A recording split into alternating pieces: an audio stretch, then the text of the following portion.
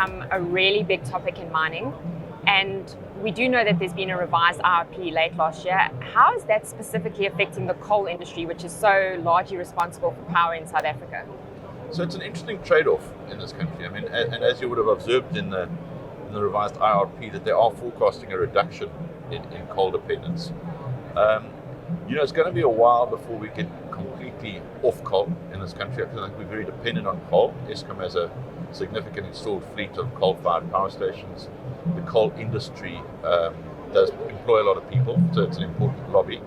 So I think, what the minister was saying this morning is he seems to be placing his bets on clean coal, which if we could achieve that is probably the right trade-off. I don't think the technology is quite there yet to do clean coal at an affordable rate, but you never know. With the pace of innovation, maybe we can. So I think really it's a trade-off, and perhaps clean coal is a kind of the elegant way out. So you're talking clean coal. How do we get to a situation where we do have clean coal in this country? So I think at the moment it's still a technical issue in terms of the cost of cleaning up what you emit. I think there are also some policy and political issues. They did introduce carbon tax last year. It's at a very low rate, but it's going to accelerate quite quickly. So the cost of not being clean may not be that excessive to start with, but it's going to pick up into the future. So I think that the cost of being dirty is going to pick up. I think investor sentiment already is turning away from coal and the sort of the polluting energy sources. So I think cost of capital is going to go up. So slowly but surely the pressure is going to mount on the coal industry, and it's just going to get harder and harder. So how do you weigh up the situation between having clean coal and the increasing taxes?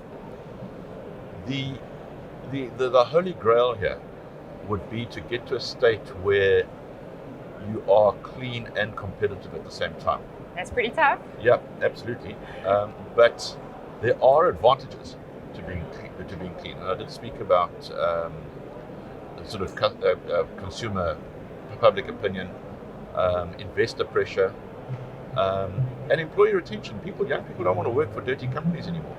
So I think that the value of being clean is going to drive behavior almost as much as the cost of being clean. Okay.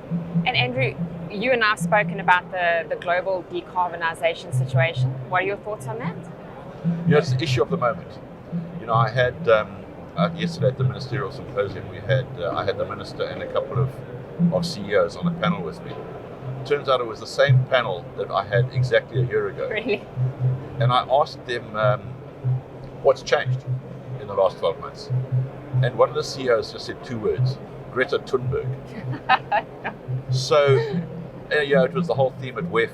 They're all talking about it up there on the main stage. Yeah. So it's the matter of the moment. It's the one big thing that's changed from last year to this year. And how is that going to affect us locally?